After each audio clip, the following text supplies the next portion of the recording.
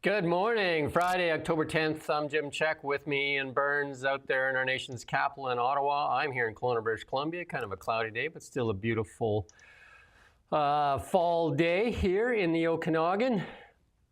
Vast majority of Canadians want an Alberta pipeline to BC's north coast.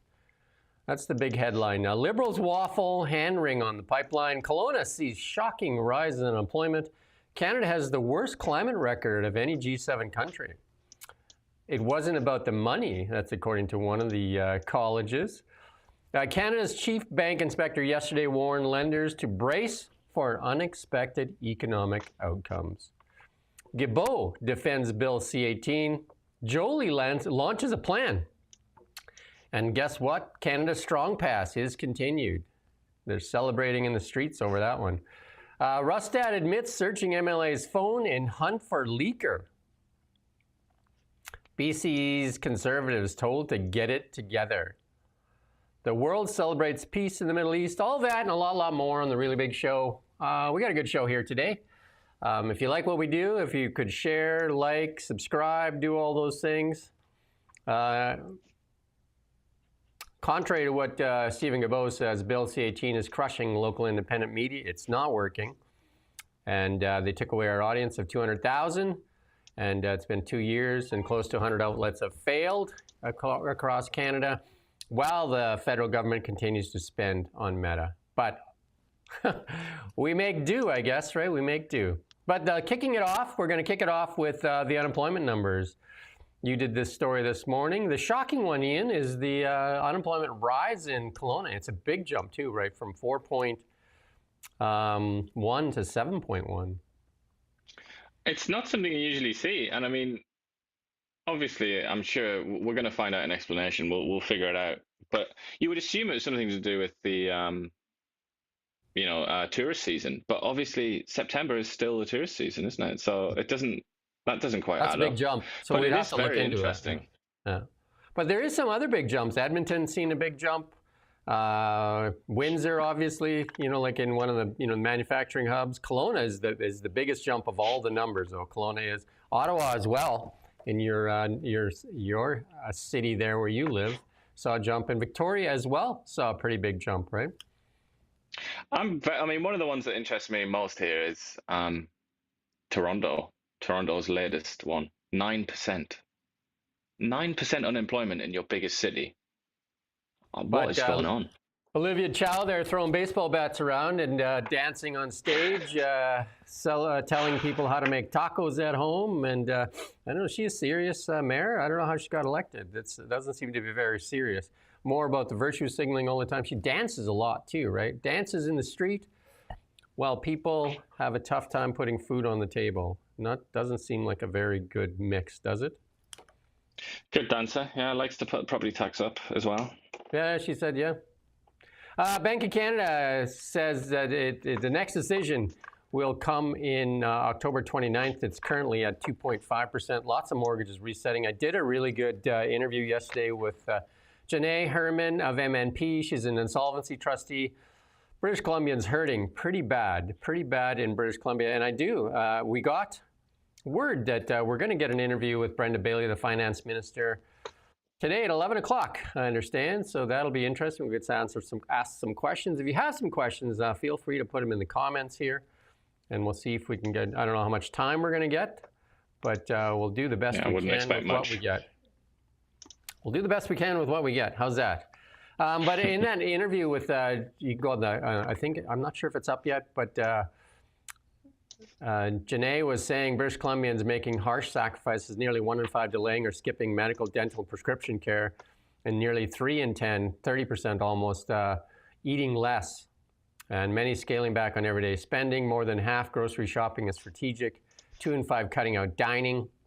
That's cutting it out, not just reducing, cutting it out.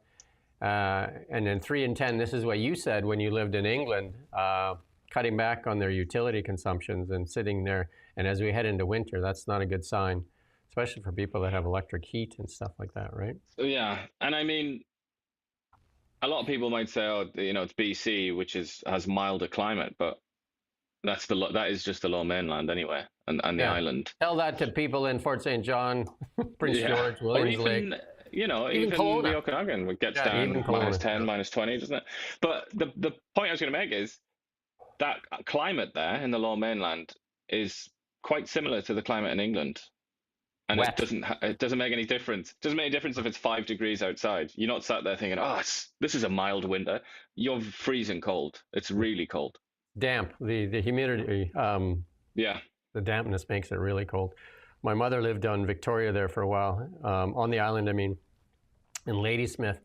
And it was that chill goes right into your bone, right? Because you get all that from the Yeah. ocean, right? And Yeah, that's my childhood. That sort you of know, feeling and the we wind as talk well. we talk about this lots on the show. Commodity prices soaring to new highs. Gold at record highs. Silver now at record highs. Copper banging on the door at record highs. Like Bitcoin at record highs, and the Canadian dollar starting to look weaker and weaker and weaker here. And this budget, when it drops, I don't know if we've got that slide there, but this budget, when it drops, it's probably not going to be friendly to the Canadian dollar. As you can see, it's starting to slide there. And again, psychological numbers mean a lot. If it breaks down below 70 cents, you could probably find 65 in a hurry. Some economists have called for a 50-cent dollar. 50-cent dollar would drive food inflation like you wouldn't believe here in Canada. So I did have that economist on talking about preparing for an economic winter here in Canada. And that's a good video to watch. We're going to try to get a lot more economists on. And what do you do in an economic winter? How do you prepare? Like, how do you get prepared for whether you got to, how do you protect yourself when winter comes? But here we go. We're going to talk a little bit about the oil and the climate change. But here's Canadians. This is from the minister that Canadians need ambition. Canadians must be ambitious if cabinet is to meet its climate targets, and that's from Environment Minister Julie Dabrison. She said that yesterday. Her remarks follow testimony by the Commissioner of Environment that Canada has, hit this, Canada has the worst climate record of any G7 country. We've sacrificed our economy for the Liberals' climate agenda, and we still have the worst climate record of any G7 country. Could be all the forest fires that they let burn there without mitigating the problems there. Jasper, But it's also, I think it's also, I'm kind of improvising here, but I'm pretty confident what I'm saying. I think it's linked to investment as well, and the lack of investment in Canada in new machinery and new technologies and things like that, because that is what brings emissions down. Yeah. It's investment in new technology. It's not this walking around in a hair shirt and self-harming and being some kind of monk. That's not what really brings emissions down. That just makes people poorer, and poorer people, poorer countries emit more because they use dirtier energy, dirtier forms of energy. They'll burn tires for heat. They'll burn whatever they can get a hold of. I thought the RCMP said anyway, isn't it? She said, look, we've already said many times, we know the emissions target for 2030 is really ambitious, but Canadians are ambitious. Canadians right now just want to put food on the table. It's going to be hard to do, but we're going to keep working in this EV mandate as well. And she said, we're the only G7 country where our emissions have actually gone up from 1990 to now. Is that credit to Stephen Harper then? Or what is the G7? Like, we're talking about it's Italy, Britain.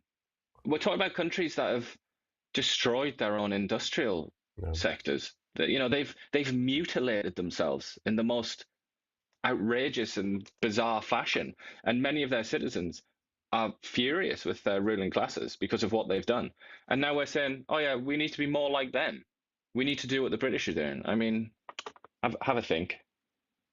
And it goes on to say, Canada has gone from what we thought as a climate leader, I mean, that's what Trudeau told us, or an environmental leader several decades ago, to being, in practice on the ground, a poor performer. And that's DeMarco that said that. If it's has been accepted within government, as long as we have a commitment and a plan, that's enough. The results are secondary, then that to me is unacceptable. Sometimes people think of environmental issues as something out there that would be nice if we did them well, but it's not critical. People die as a result of severe weather that has become more frequent and more intense because of climate change, the heat dome in BC with wildfires. Right. But again, I'm that meme. of the Chinese dude in Africa. I don't know if you've seen it, where he just like shakes his head and he's like, it's just so tiresome. He just can't like that meme. I just want to get it out. I just want that guy to come and be my avatar now because this is just like it's just too much to swallow. That the heat dome, wildfires, people's lives being endangered, that can be changed, that can be mitigated by Canada emitting less CO2. No, it can't. It cannot. You've drawn a false link there, and it saddens me. If you're interested in that kind of thing, if you're interested in CO2, you need to be obsessed with just three countries: China, India, and the United States. That's all you have to care about, really, and it's in that order as well. But the idea that Canada, I just maybe I should just give it up. But it's just too frustrating at this point. Well, That the people who rule the over us Americans, apparently don't realize that there is basically zero connection between emissions out of Canada and the amount of CO2 in the world's atmosphere. Those things aren't really linked. They're not. It's absurd to even suggest that they are. well, you talk about those three economies. President Xi has said he will not impoverish his people for the goals of climate change. He said that. Trump obviously has said that, and he said all the And climate the Indians calls it a have said that. green scheme, scam, Yeah. and all that stuff. So those three big economies are not doing anything. But here in Canada, the virtuous will stand up on the stage and put the people of Canada on the altar of climate change as a sacrifice, while the biggest nations in the world continue to fuel their economies. It's just Here's it just makes no sense. It's again, it's like that idea that we're being insulted by our masters. It that is something that is too much to bear, I think, and that's why you talk about ambition. I would love to see ambition from the people that run this country. I would really like to see that, and I don't just mean these arbitrary CO2 emissions targets and things like that. I mean like real ambition, like invent some kind of technology. Do something that could actually really make a difference rather than just impoverishing your own citizens. That's not ambitious. I got a comment here from the old goat. It says, I look pretty spiffed today getting married. Well, actually, I got an interview with the finance minister today, so I respect the position of government and dressed up for Brenda Bailey. So how's that? Here's the poll that matters. And I interviewed Gavin Dew, the MLA for Kelowna Mission yesterday, the BC Conservative. And it's a good interview. You got to watch it because I even challenged him on the state of the Conservative Party. But I asked him, has the Conservatives funded a poll to find out if British Columbians want a pipeline? And lo and behold, right after we got off the air, he sent this to me and he said, looks like somebody did it. I just wondered why they wouldn't have done it themselves, but here we go. Here's the poll. Support for a new Alberta pipeline. This is by Angus Reid. Pipeline to North BC coast. And there you go. The vast majority of Canadians support this. And of course, even BC at 56%. And, it's only in BC, only 33%. Beneficiaries. What's that? The people who stand to benefit, the people into whose bank accounts all this money will pour, the Quebecois, of course, are the least keen. Well, don't you like money in Quebec? The unsure part. So it's only, if you look at the opposition, though, the opposition is very small. Yet the opposition is fueled by, the orange is a perfect part there. The orange is there, right? It represents the NDP very well there. So that is who opposes it. But David Eby says he speaks for British Columbians, all British Columbians, and it doesn't look like he does. He speaks for, soz Dave to be so candid here, but he speaks for himself, doesn't he?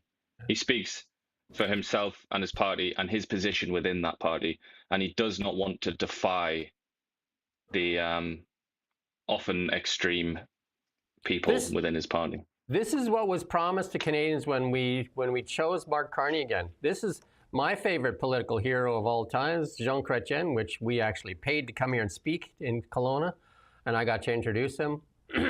He got up on stage and he screamed it out, "We will build a pipeline. We will build a pipeline." And the Liberals went crazy and cheered and everything. And as soon as the election was over, Mark Carney was in there, then they started waffling. And this is what we're getting now is a bunch of hand rigging. Because here's the question that was asked. Carney Dodge's question on pipeline through BC, but polls show most in favor. Again, they just kind of like hand wringing that. Continue to, like dodge questions. And then Jason Kenney is throwing out the mud hutter slur against David Eby again. And he says, and he's also going after Hodgson there. Hodgson saying, Minister Hodgson saying, we've said we will be a constructive participant in that three-way discussion. The province of Alberta has some work to do. I thought Canada has the right to determine whether there's a pipeline to BC's coast. It's not up to BC. But, and then this is what Kenny's saying, you're elected to lead a creation of one Canadian economy to make Canada a global energy superpower. And he said even Justin Trudeau understood this. And he has the Carney government gone from build, baby, build to being, in the words of Pierre Trudeau, the head waiter of the provinces. And he also said, you were not elected to give the Mutt Hut wing, I don't know where he's getting this Mud Hut thing, of the BC NDP unconstitutional veto over nation-building infrastructure. I mean, if they're going to do this, if either Canada's a country or it's not, if they're going to do this, then nothing's going to get done. We're going to sit and spin. It's like a committee building an elephant. You know what that looks like, right? When you create something from scratch. I do think I struggle with that. The third paragraph there. You were not elected to give a veto over nation building infrastructure. Let's just simplify it to that. He did kind of say that though, didn't he? In this campaign, he did say he wouldn't do anything unless all of the provinces and territories agreed. So yeah. I don't know. I mean, he kind of was elected to do that. Whether or not he should do that, however, is another question, and it goes back to exactly what you just said. It's like, is Canada a country? Is Ottawa the capital city of a country? Is Mark Carney the leader of a country? And if so, he kind of has to prove that, doesn't he? It's more than just going and asking people, like, can we do this? It's like, what? It just doesn't make sense. That's not how a country operates. If the central authority wants to do something in a country, they do it. That's almost like a measure of whether your country functions at all, really. Whether you have, when you read like medieval history, you'll read about the kings and how like the extent to which their authority was spread over the lands that they claimed. That was kind of, it's like an area of study in ancient history and medieval history. But you look at Canada now, it's like, does Mark Carney and this Liberal government, does their power extend? Does their authority actually extend across Canada or not? It's a pretty simple question. Just on the comments, we welcome your comments all the time, and you're welcome to make comments, good comments and bad comments, and even criticize Ian and I. But don't make allegations that are criminal in nature, because we'll have to delete those. Like somebody said something about David Eby there. Definitely, you can do the mud hutter thing and that, but just be careful on what you say. Keep it kind of clean. There you go. Yeah, you might get in trouble, but it wouldn't just be us. I mean, I don't think David Eby would bring a defamation suit, but it's not worth the risk. Defamation very much exists on the internet. It's not like a secret space anymore. Kind of used to be, but well, what they're trying to do, it's going to be even worse. And this is the CEO of another new office. He's kicked off a few of these new offices. This is the CEO of the Major Projects Office. She also skirting the questions on the tanker ban. And this is the former Trans Mountain Corporation chief, Dawn Farrell, refused to say Thursday whether she has special powers to get around the West Coast oil tanker ban. Maybe she should look out the window there and see the American tankers sailing past there and say, what's that? Right? What's that? Is that not a tanker going by from Alaska? Huh. Weird. Absolutely weird.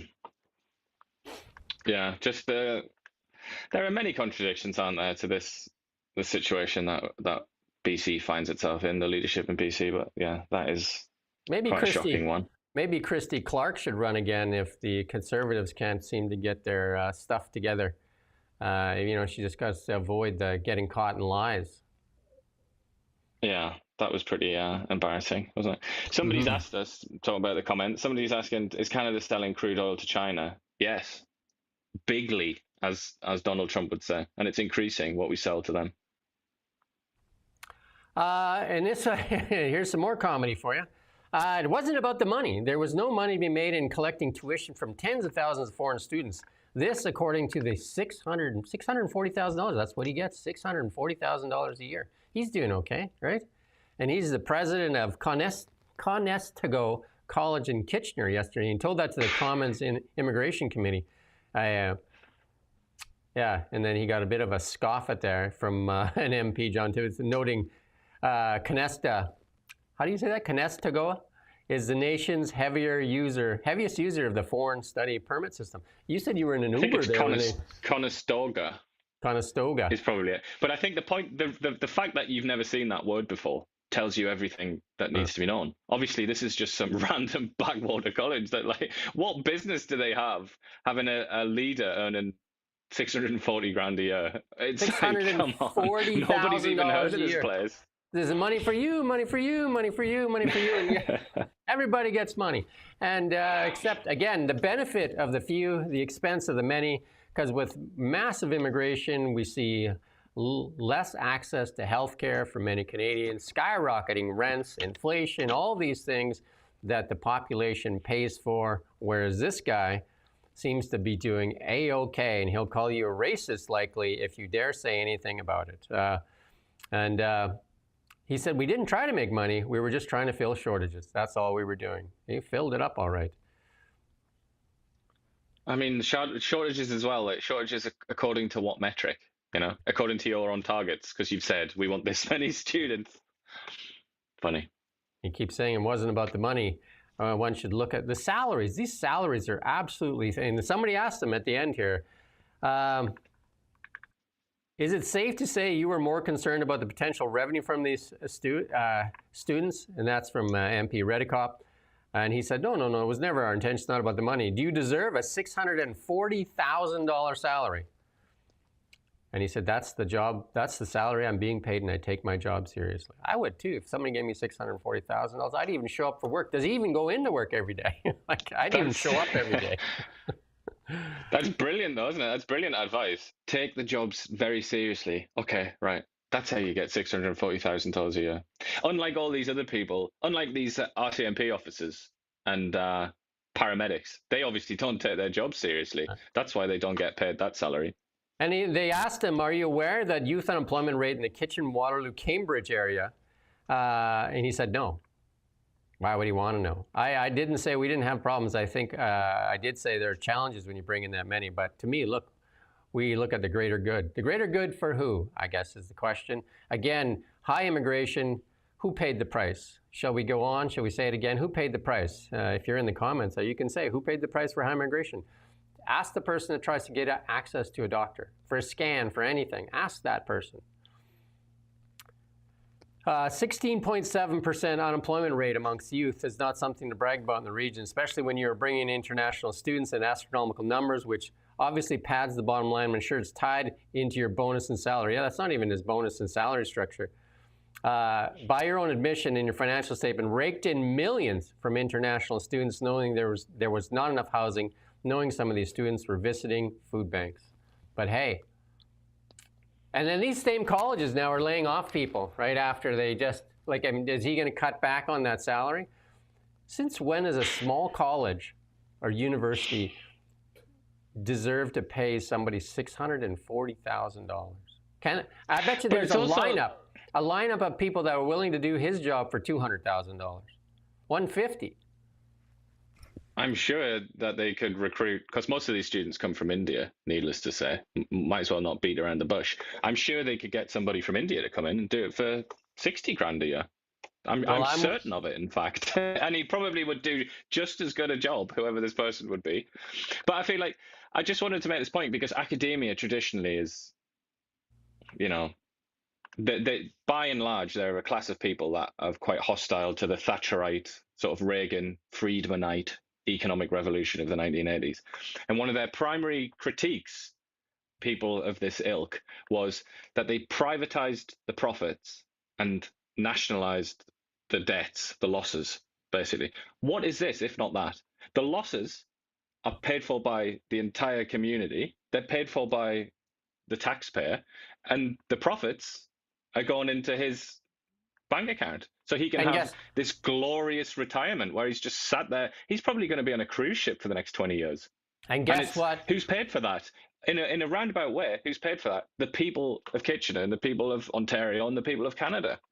Even the employees of that college, when they have to cut back, I doubt if he cuts himself first or cuts his salary back. And There'll be people at the lower rung. I mean, unless he's got some sort of freak disease and he's actually in his 30s, looks to me like he's going to retire quite soon. So even if it came to it, he could just get some kind of like golden handshake and jump on that cruise ship. Might be able to buy one.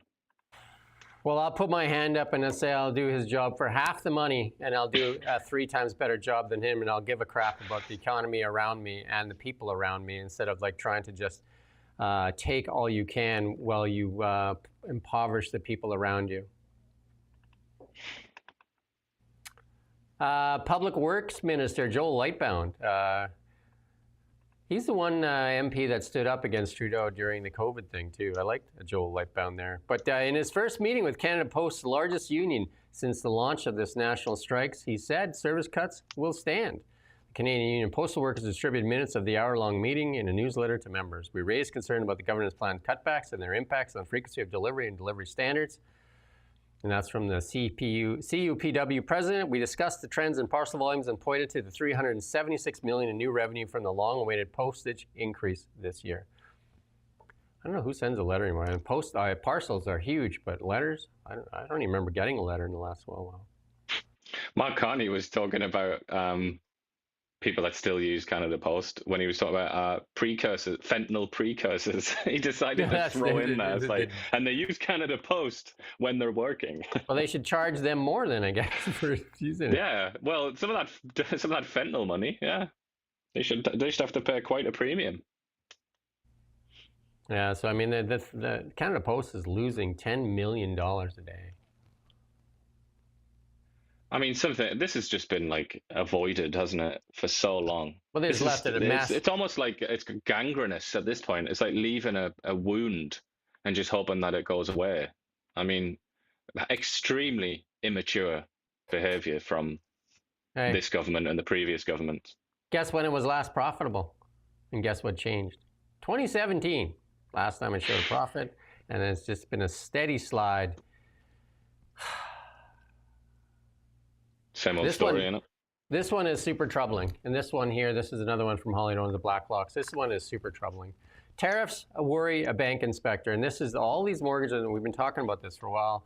And again, we did those interviews with the economists and about the winter coming, the reset of mortgages. Canada's chief, yesterday we did the story, and what did the senator, the Liberal senator say? Mr. Potter? He said they get what's coming to them, basically, no? They get what's coming to them. Yeah, it'll make things nicer. It'll be hard now, but it'll make things better in the long term. Canada's chief bank inspector yesterday warned lenders to brace for unexpected economic outcomes amid the unresolved tariff war. Guests will be there with big hands to catch all the falling property values. It'll be the corporations named BlackRock, Vanguard, and Brookfield. Will be buying more and more properties, as the senator, the Liberal senator, said. Sucks to be you. Potential shock due to unexpected volatile events could hit consumers and businesses more severely than what has been discounted. And that's Routledge wrote in a risk outlook semi-annual update. And he's blaming some of it on tariffs, a lack of clarity on tariffs. I thought we had the best deal going, didn't he? Carney just said that the other day again. We have the best deal ever. He said it today as well. He said it literally this morning. But it doesn't seem like the reality is that, though. We are conducting heightened monitoring, ensuring institutions are prepared for scenarios. Given our concerns and unexpected economic outcomes and potential for broad financial market strain due to continued uncertainty, we are focused on institutional preparedness for stress events. You want to know the answer? Danielle Smith has told everybody the answer. $9 trillion of wealth. Locked, landlocked in Alberta. $9 trillion. $9 trillion of wealth, landlocked. There's your answer, Mark Carney and the Liberals. Free our resources so that Canadians can prosper. Or continue down this road and like you said, and a nation as rich as Canada, resource rich as Canada, we're going to talk about it later, has to rely on food programs at school because parents can't afford to feed their children. That's not something to be proud of. But, you say Liberals just do it kind of thing. But we also have a political system that is so dysfunctional. So we have an economy that can't feed kids, but we have a political system that's so dysfunctional that it can't build things, can't do anything, because special interest groups, I'll call them that, are just so powerful and strong. And the people in charge, the Liberal Party and the NDP, if you want to look at BC, are so craven, they're so spineless that they don't dare challenge the status quo and say things have to change because this country is in trouble. And I will say that the media shares a lot of this blame. The media shares a lot of this blame because we have a corrupt media, government-funded media that is beholden to the government. It does not tell the truth to the people. And that's been shown in many places. And then they're breaking out in the U.S. There's other alternative media in the U.S. There's guys like you and I and other small outlets, Holly Doan, Blacklock, sharing the stories. But most of the stories and these are shocking stories that Holly Doan and Blacklock shares. And you don't see them carried on CBC, right? Like these should be all breaking news. Let's pull, I don't know if Nick, can you do that? Can you pull up CBC, just the website, the homepage there, to see if any of these shocking stories made the homepage of CBC? Or I can do it if you can't, and I can just take a look myself here, but... what they've done, God, I'm looking at it now.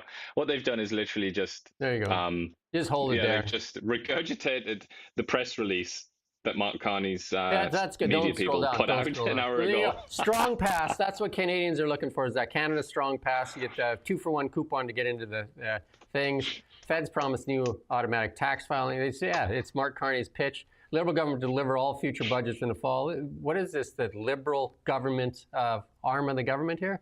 Canada Strong Pass, that's twice in there. Look, they actually did 2 stories on the Canada Strong Pass. Wow. There you go. Okay, that's good. I love that one. There's a story there. Canada Strong Park Pass has brought big crowds, but some question whether everyone should get in for free.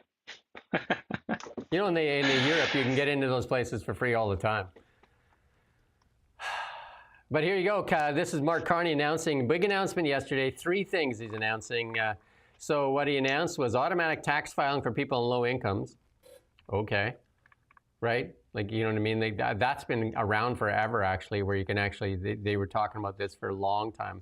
Like if you just have a T4 slip, it should almost be, because they get the copies anyway. There's not much to do there. So taking credit for that. And then this is just to get handed. And Justin Trudeau's school food program will be made permanent. This is not something to be proud of. We shouldn't have to do this in Canada. We shouldn't have to do this. But the Canada Strong, you could even make the same argument there. Like, because the sort of built into that is the assumption that people are struggling so much that they can't afford $20, $40, $60, whatever it is, to go to a museum or something like that. Like that as well as an indictment of the last 10 years. Like in a way, it's kind of, and also the way that they justified the automatic tax filing, they said that there are people out there who are struggling so much, so badly, like they're desperate for the benefits that they're entitled to, but they don't file their taxes because they're scared or whatever, or they don't know how to. But the fact is, why are these people in such desperate straits in the first place? It all comes back to the sorry state of the economy, doesn't it? Yeah, we were going to do this Mark Carney let him speak, but I mean, there's not much to it. He just says just what we just said. But I do want to draw your attention to this Chorus Entertainment, which is global news. Part of it, Chorus Entertainment is global news. This stock was, it's like 9 cents.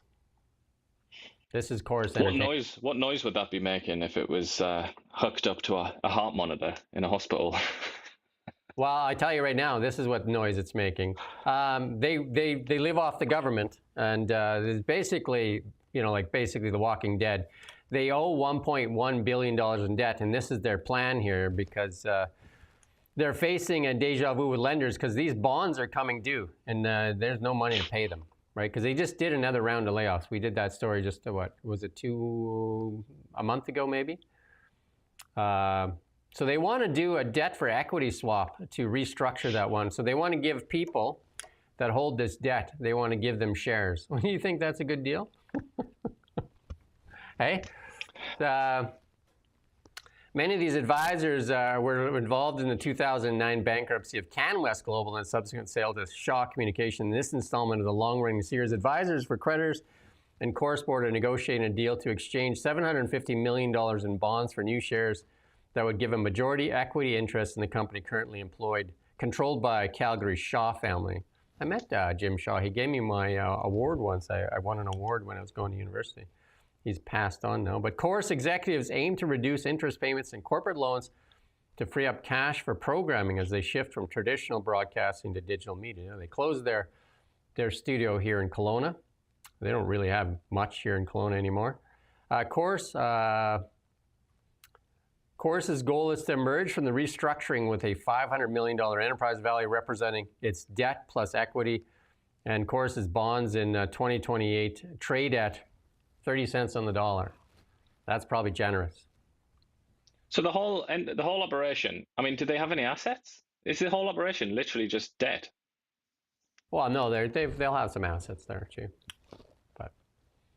Because this is like desperate stuff, isn't it? This is just like... Yeah, I mean, if you look at the stock valuation of this, if you just take the stock, the market cap of this stock, I think I worked it out once. It's like 18 million bucks, right? That's the market cap right now. But under the hood, like if you were to take over the stock, like say you bought it out for $18 million, you could be the owner of Chorus. Comes with a $1.1 billion in debt as well. That's the monkey. That's the monkey right there.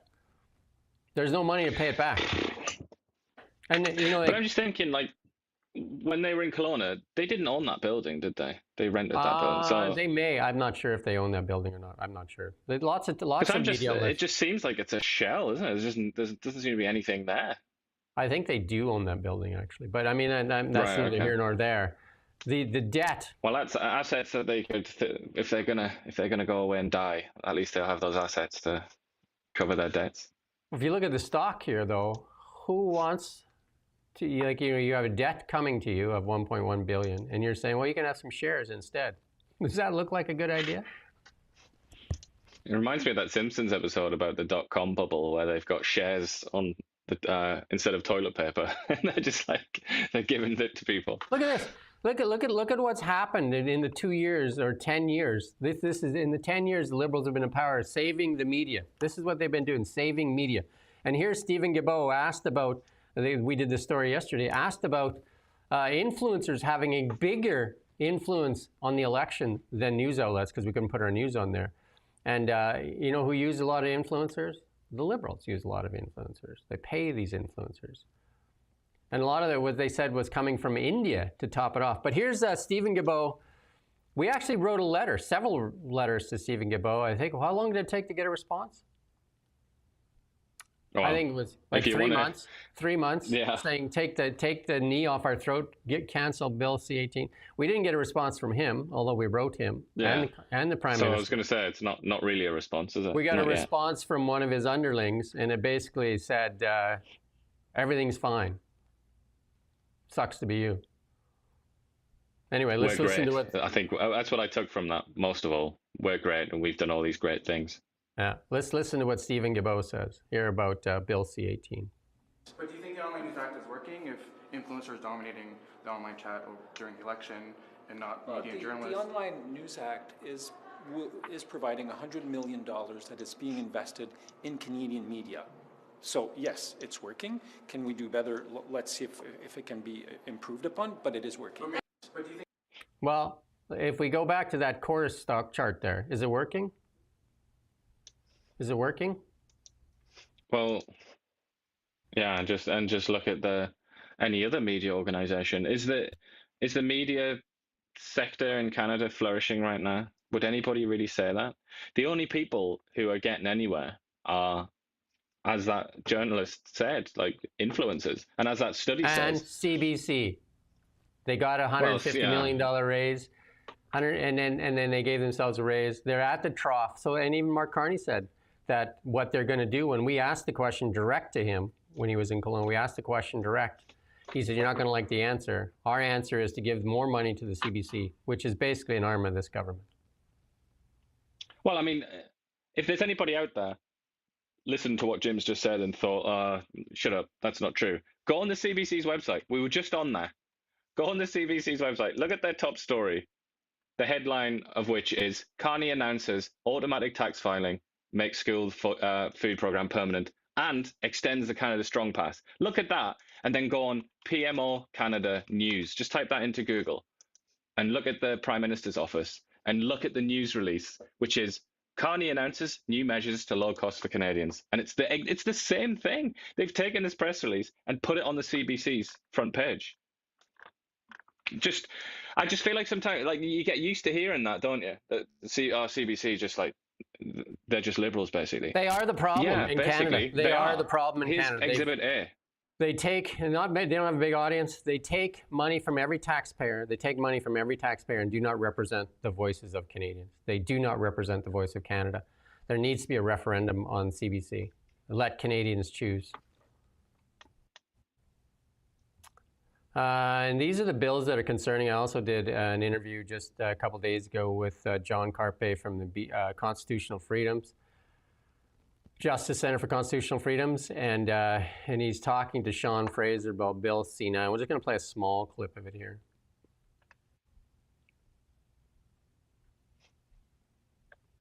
Thank you for being with us today. C9 makes reference specifically with hate symbols to public spaces. Just to confirm, does that include the internet?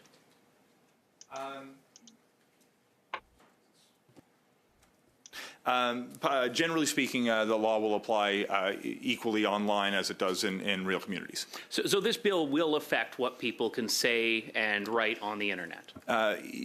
Just in the limited circumstances where there is the willful promotion of hatred against It will apply someone. to the internet. The internet is within the jurisdiction of... It would be possible that someone could commit a hate crime on the internet, certainly.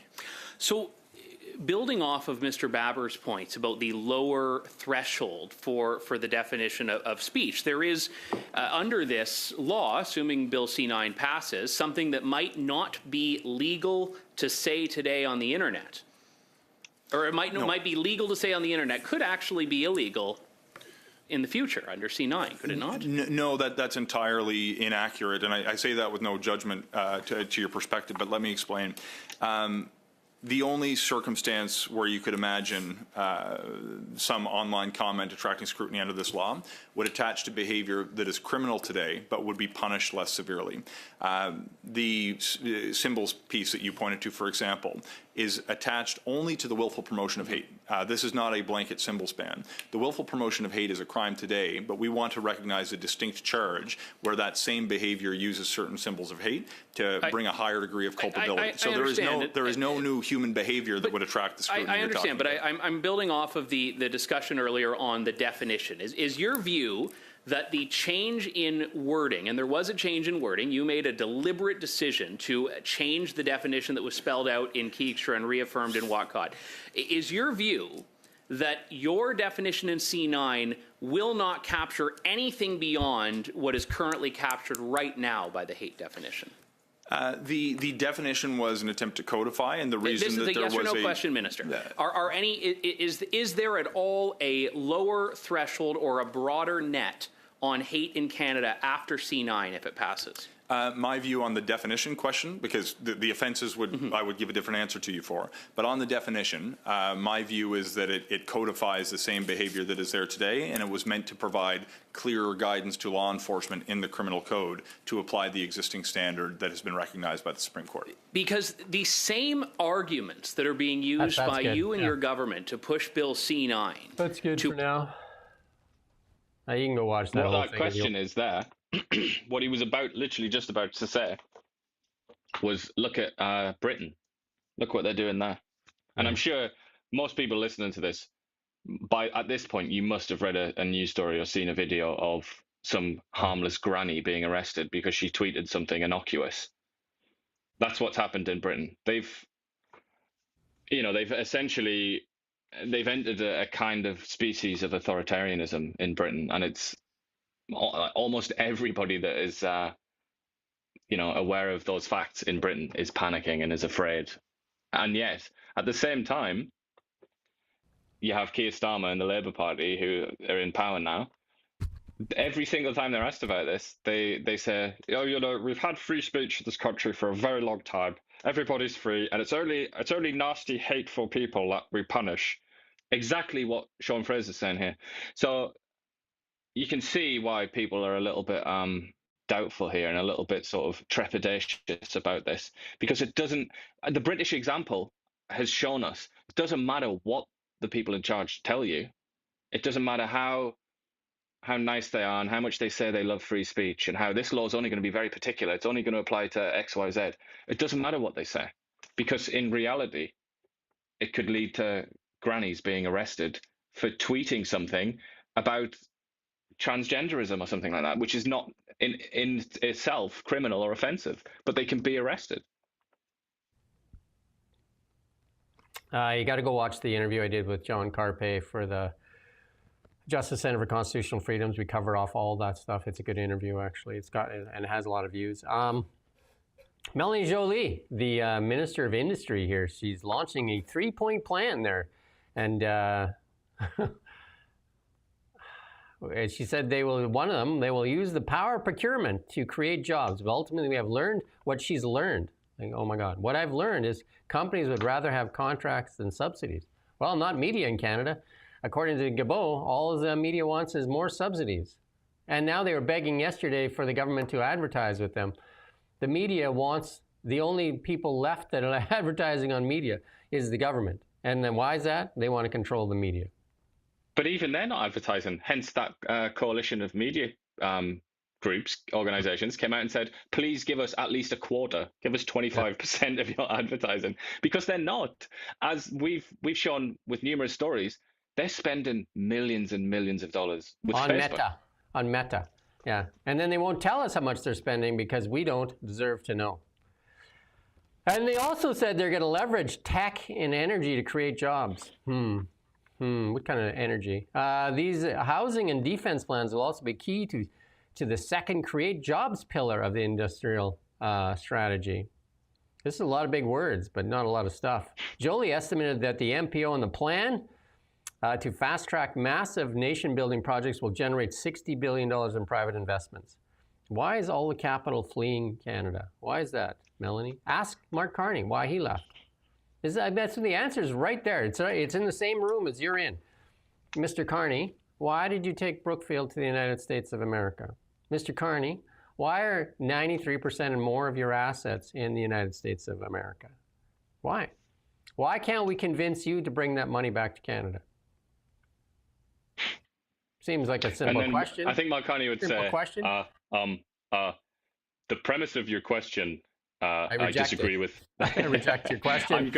I think we should catalyze capital here in. Look, we just brought a company. It's too ridiculous. Tim Hodgson would pipe, but look, we just brought a company here. This American company chose to come here because they cut off subsidies in America, and they've come here for 75 cents on the dollar subsidy. Look at that win. They've come here to bleed the Canadian taxpayer, and we're also going to give them the right to tax the oil field companies by selling them carbon credits with a scheme where we suck carbon out of the air, pump it into the ground, and then we sell that to oil field companies, and everybody feels good about themselves. And she also said we're going to win the global. Not stay in the ground. We're going to win the global talent race. Okay. She said the final prong will be a push to win the global race for talent, vowing to attract the best talent on earth and make Canada the destination for the top minds through supporting science and research at universities. Okay. How many universities? Times like this, you think, do you not have a job, Melanie? Don't you have a job? Surely you could put somebody else out on stage to say this kind of nonsense. This is just like garbage from a press release. Yeah. What else does she do? Yeah. Because talk's cheap. Chamath was a Canadian, and he was here in Canada, and he was on the stage in Toronto, and he was there on the stage with the CEO of Shopify. And they both said that Canada, the Canada's strength is energy. I don't know how they don't get this. $9 trillion, like this is the answer. $9 trillion sits beneath the feet of Danielle Smith. That's just right there.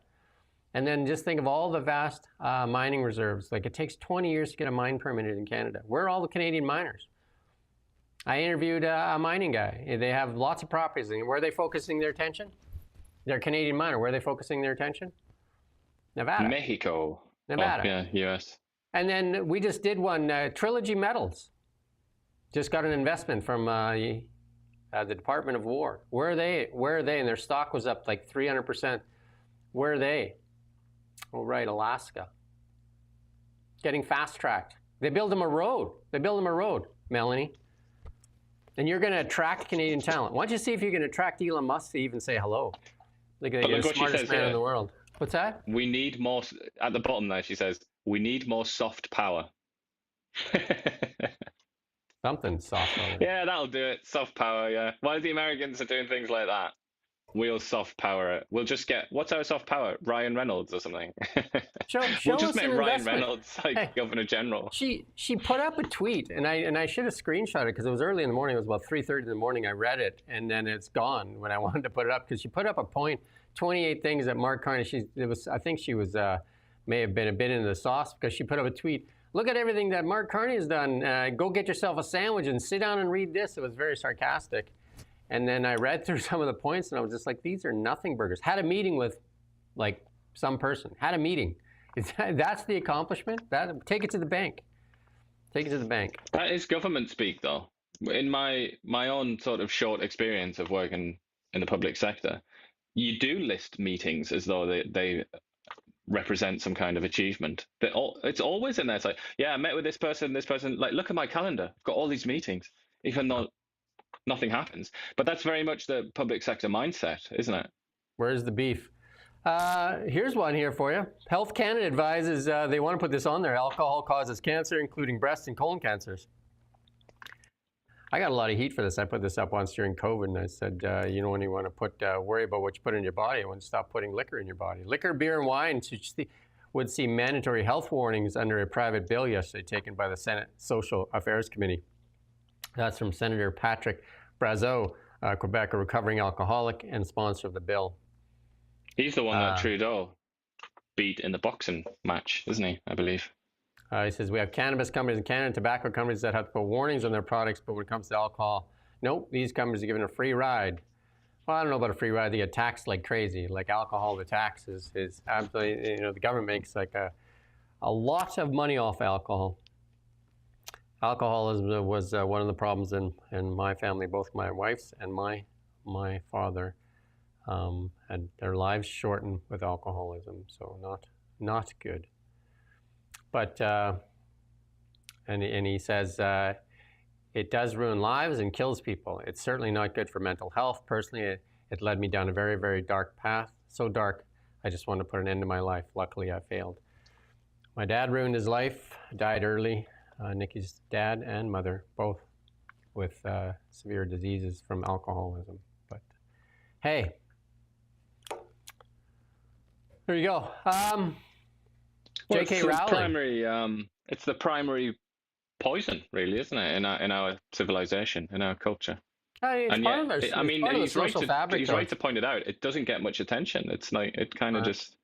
Well, for young people, it is the way that they're told that you can't have a good time unless you're drinking. But I would say almost one that is just as equal to the damaging effects of alcohol is sugar drinks, like the amount of sugar we put into our bodies. And my daughter's a nurse, and the hospitals are full of people that have obesity, and that leads to heart disease and leads to diabetes and all those things. Sugar. What they should be doing is drinking green tea. J.K. Rowling, the centerpiece there in Vancouver now, she gets beat up pretty good. Mocks Vancouver Parks Board because they canceled that Harry Potter thing there. And mocked the Vancouver Parks Board after its members voted to apologize after arranging a Potter-themed event in Stanley Park. The board said it would disavow Rowling, and Rowling said she didn't realize the board had avowed her in the first place. The future stems from the claims the board that the event was upset transgender, gender diverse, and two-spirit people because of Potter's brand connection with Rowling, who was a vocal feminist. I did this interview yesterday with Gavin Dew. And we talked about you can go watch it. We talked about the state of the BC economy and how BC businesses are really hurting, and they are really hurting. And but I also said, you say all these things that the NDP are doing a really bad job of. You can pull up the next slide. That they're doing a really bad job of. But like, where's the Conservatives in all this? And turns out Rustad there, when he was looking to see who was going for his leadership there, admitted that members of his party had their cell phones searched at a meeting this week as part of efforts to identify a leaker inside his caucus. Rustad said nothing came of the search, which he justified on the account that a tweet that seemed to indicate there was information that got out. Eleanor Sturko, who Rustad kicked out of the party last month, said the incident was shocking. Wow, but I did ask Gavin. I said, here we have, and then there's the interview, BC Business Looking for Hope. I did ask him, I said, you guys are saying all these things about the NDP, like the health crisis, we see it. Hospitals closing everywhere, ER departments closing, I should say. ER departments closing, even in Kelowna, the pediatric closed. The decriminalization drug led to some chaos in the streets. Lots of businesses are really suffering. And we could go on and on. The finances, the record debts, all these things. And I said, as bad as they are, you guys have like a mess. And he even said it himself. Yeah, it's a shit show. That's the words he used. And in my experience, you have more experience than I do in this department. So I wonder what you think. But in my experience of following politics for quite a number of years, something like this, for a leader to be to admit to have having done, you can't recover from that. That's my considered opinion. I can't see how he recovers from this.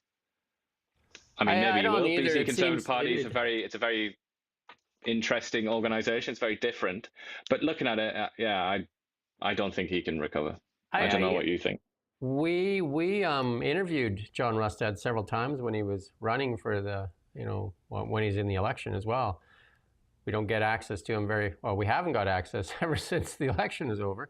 But one of the things he said in some of the interviews he did with us was that he would give his MLAs the right, they would have the responsibility to speak first and then the party second. And that definitely has not played out to be true. With Eleanor That's what he said, and he said he's gonna have to try and hammer it into them that it's riding first. Yeah. Then party. It's kind of, and it was all about that, wasn't it? Because the Rustad story was that he was fired over a tweet, wasn't he? Yeah. That was his whole that was his origin story. If he was a superhero, it's that he was in the BC Liberals and they fired him because he tweeted something about climate change, didn't he? That they didn't. Correct. Yeah. They didn't like, and he refused to take it down. And it was all about principle. It was I'm going to be very different. I'm going to be a very different leader. Now he's leader, and here we are.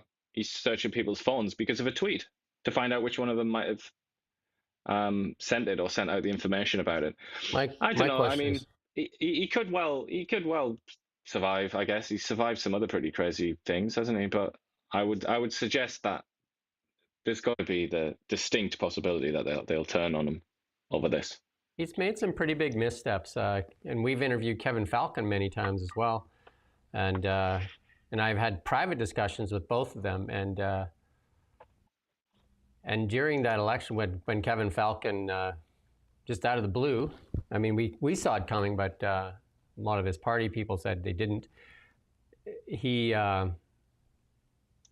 John Rustad was basically handed the football at the 1 yard line, and he had all the momentum. He had the blue signs. Basically, it was they're riding Pierre Poilievre's coattails, and he had it. And then for 2 weeks there, they wouldn't reach out to the BC United candidates and create a party out of the best out of the two, this so-called merger acquisition or whatever you want to call it, when the BC United folded. Because we were in contact with many of the BC United candidates, and there was no contact. There was you could say Kevin Falcon failed because he didn't let his people know either. He didn't phone them. He didn't do anything. He just went dark. He just stopped talking to people. He just put out that press release, says, I'm done, party's done, and folded it up, and then didn't talk to his people. And then John Rustad there, as a leader, he could have filled that vacuum. He did not. He didn't reach out to them. I think he reached out to one or two of them because he picked up a couple of them. But other than that, he continued on. He could have, you know, in that, they had, a lot of them decided to run independently, and they lost probably 4 or 5 seats because of that, which would have been the difference. Yeah, well, what is also strange is my interpretation of that is that he did that because he wanted unity. And he wanted loyalty. He wanted people that were loyal to him. Didn't So get he much didn't of want to that get in either. all these people from the BC Liberals, BC United, who might be disloyal and then defect when they're elected. And yet, in the event, it was his own hardcore, like Tara Armstrong. Yeah, They're Tara the ones Armstrong. that defected. Yeah. No background in politics at all. Basically, rode in on the blue sign, and you know, and I talked to John himself and Tara, and you know, like John said, she's a rising star, and she's, you know, it blew up in his face. Yeah. And now Eleanor Sturco, yeah, I've interviewed her. She's a very strong, I would say, MLA representing her riding, and a very strong voice. Throwing her out may well be, like it's just his own problem. Like when Falcon threw him, accordingly to Rustad, when Falcon threw him out, it could be his own undoing. Yeah. Because It's Eleanor like, it's Sturco, like some sort of battle for the throne in medieval England or something, isn't it? Eleanor Sturco is going to come back like Henry IV, Henry VII. Eleanor Sturco could likely sway quite a few people. She's very sharp. And I mean, if I was going to put on a lazy bet, that's probably what it would be. That she's gonna come Henry VII style, Henry Tudor, and put an end to the War of the Roses there.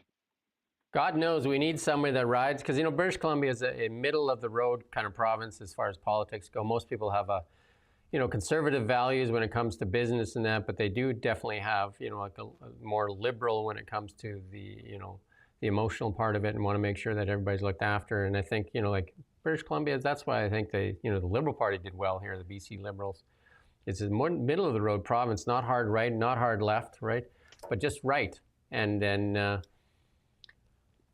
there is no representation. We got David Eby, who's even John Horgan, according to Jason Kenney, called him a mud hutter. And, you know, he's extreme left. And, you got John Rustad, who they've said is extreme right. And I don't know if he is extreme right or not, but I mean, they definitely stick this slogan on him. But if he was extreme right, what's that? that's so ridiculous. The idea that he's extreme right. If he was extreme right, that would veer into like ethnic nationalism. Yeah. Even the slightest whiff of that with John Rustad, it's nonsense. Right. But that's the NDP love the label gun. They got that label gun out, and they're just making labels all the time. And this is you put this up. The BC. This is the local journalism initiative. We get some of these stories this year. BC's ADHD diagnosis skyrocketed during and after the pandemic. Yeah, everybody got locked in their rooms and went stir crazy. But they said they're seeing nearly a 4-fold increase in the rate of diagnosis, with more females recently being diagnosed than the males. If you hear the numbers in the U.S. too, like ADHD really rising. People with diagnosed substance use disorder 10 times more likely to have ADHD than the general population. And then that's not what you want to hear in British Columbia, is it? Which already has massive problems with that. Yeah, and they talks about cocaine. You go and read the story on Kelowna now. Go ahead and go read that. And but yeah, I mean, the amount of medical stories, particularly related to kids, that start like that, like or end with that, like after the pandemic or since the pandemic. I think like there's just a gigantic mess that still needs to be interpreted and understood related to what happened during lockdown and during the pandemic itself. Like the stories I hear about people that teach kids in schools as well, it just seems like something very, very bad happened to that generation, like the youngest. Somebody in the comments says Elon's mom is Canadian. Yeah, Saskatchewan. Elon spent some time in Saskatchewan. Also went to Kingston university there. Not that same university where that guy is raking in the bucks, like $640K, but No. A university that you've probably heard of. He went to Queen's, didn't he? oh, was it Queens? That's correct. Yeah. That's in Kingston, though. Yeah. There you go. Half right, mostly right. I'm not far right. I'm just right. Just mostly right. You're going to get tired of me being right. You know, Trump says that. You're going to get tired of me winning. You're going to get tired of me being right. We got some international news here to share with you, though. Marco Rubio. Anita Nand, as she got up there and she did that speech, basically didn't mention Donald Trump at all, just talked about how her efforts brought peace to the Middle East. Here's Rubio kind of like saying, not so much, but let's listen to know what Rubio has to say. Have you noticed that the talks with Hamas fell apart on the day Macron made the unilateral decision that he's going to recognize a Palestinian state?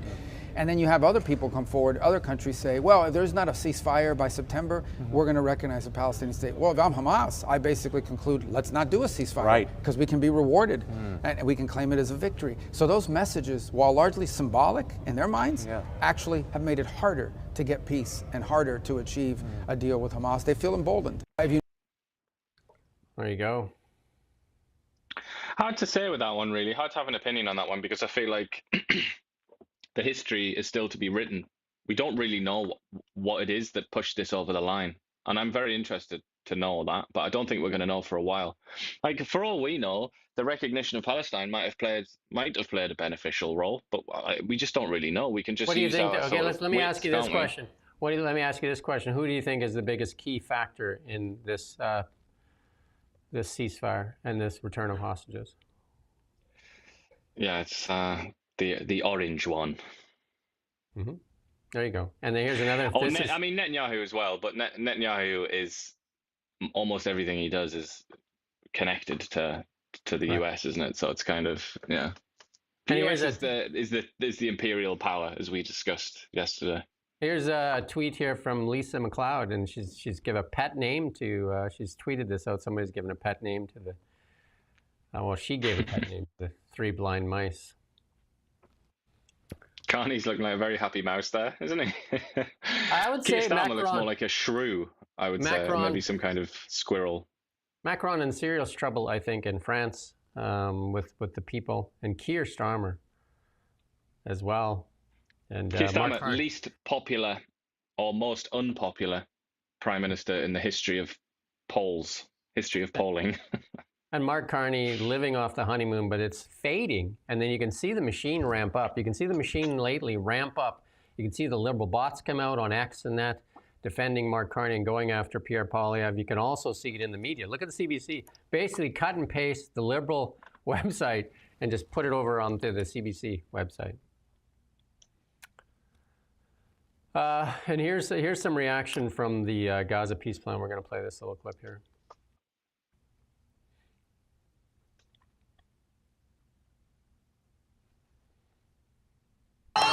Similar moments of joy unfolding inside Gaza as crowds of Palestinians cheered and chanted after 2 years of war. An influx of aid and relief will make it to residents there. Honestly, these are indescribable feelings. We can't believe it. But thank God the war has ended and we are alive.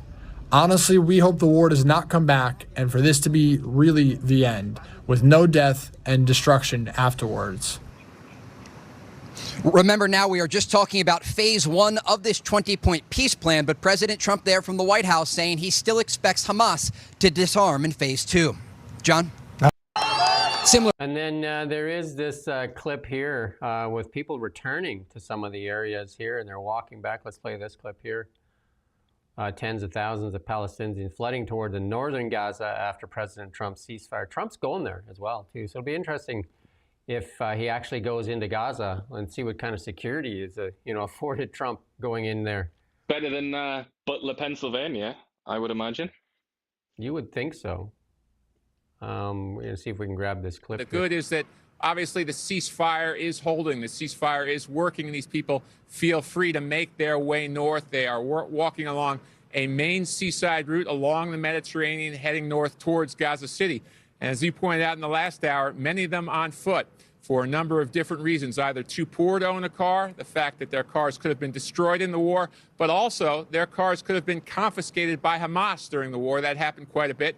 And finally, a lot of the roads so badly damaged after 2 years of fighting, on foot is the only way to travel. And you can see many of these people carrying their belongings. Many of them have been displaced multiple times during this war. And as Brian noted, the clock has begun. Now 72 hours until Hamas has to release the hostages. That would put the deadline at 5 a.m. on Monday. Prime Minister Netanyahu gave an address to the nation a short time ago. He said Hamas not only has to give up all the hostages, but they will also have to disarm. Here's the Prime Minister. That's good. Yeah, we'll just cut it there.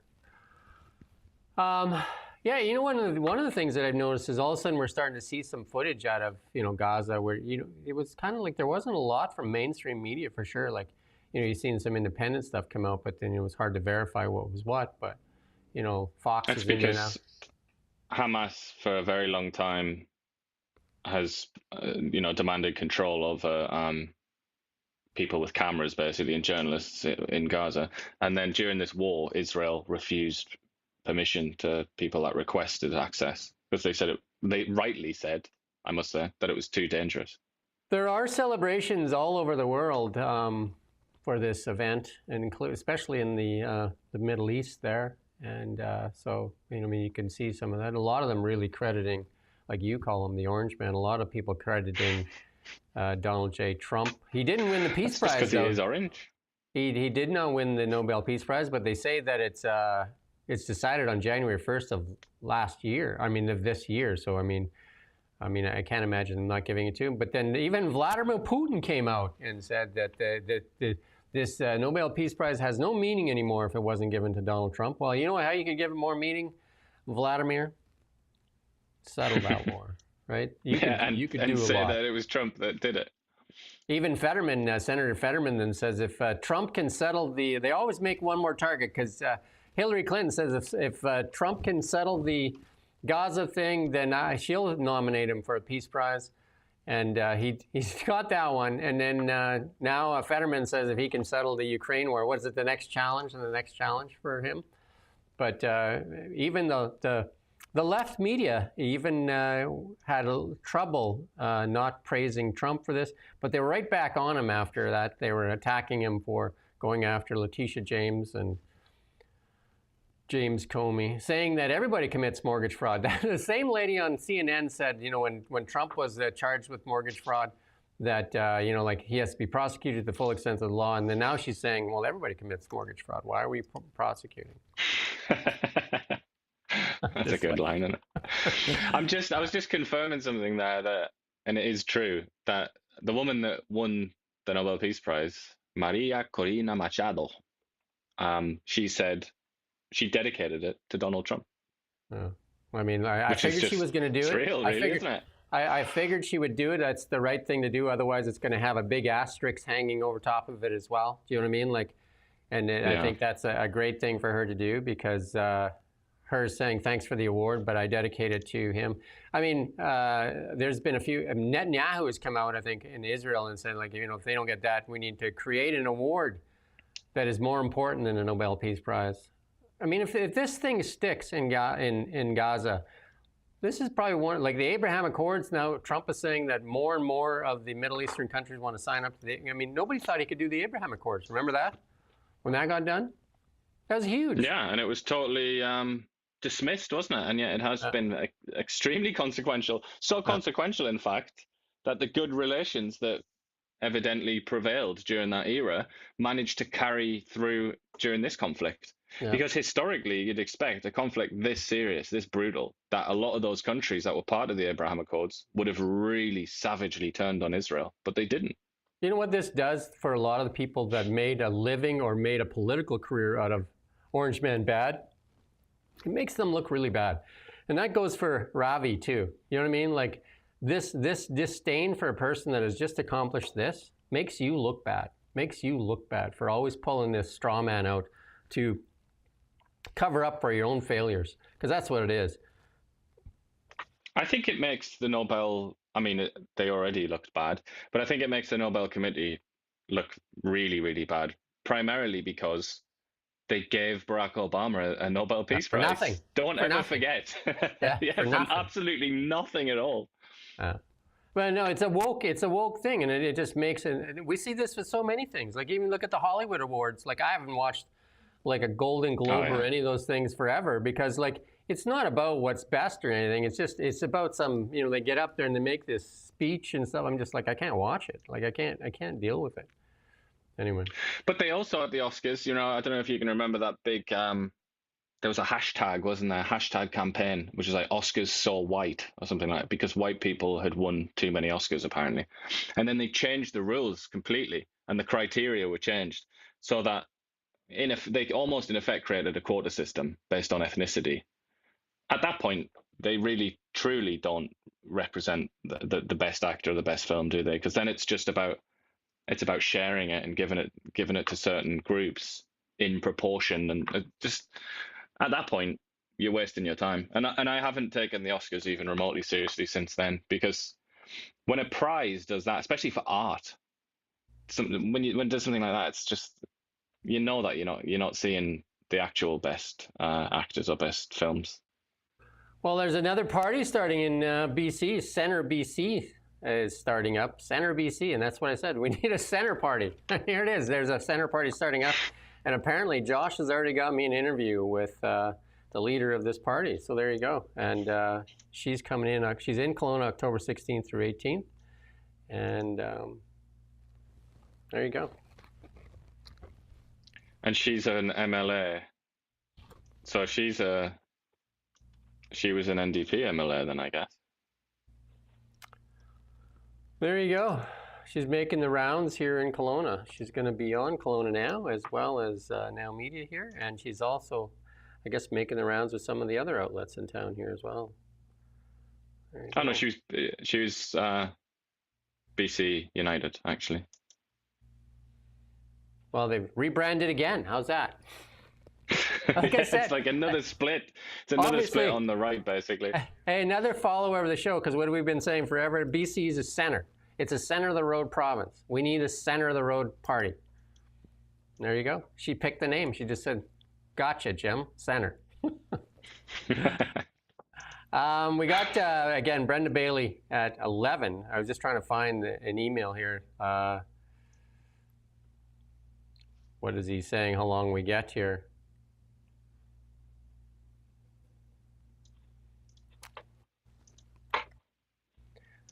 I guess, whoops. 10 to 15 minutes. That's what it's going to be. Oh, there you go. Okay. That's it for the week, actually. And then I guess the big turkey shows up for some people, sadly, only some people. Some people may not be able to afford a turkey. And if you have extra, share it with a friend and a neighbor. Invite people over. I guess Thanksgiving is a good time to share. Monday, Thanksgiving. If you have yours on Sunday, but now is a good time where a lot of Canadians could use an extra hand. And if you have the ability to lift somebody up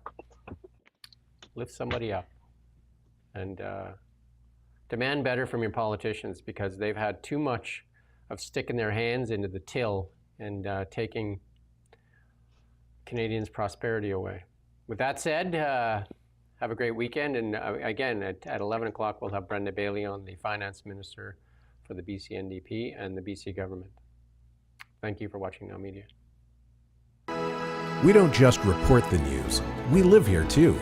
We're your neighbors, bringing you stories that matter to all of us. No government funding, no outside influence. Kelowna Now, local, independent. News you can trust.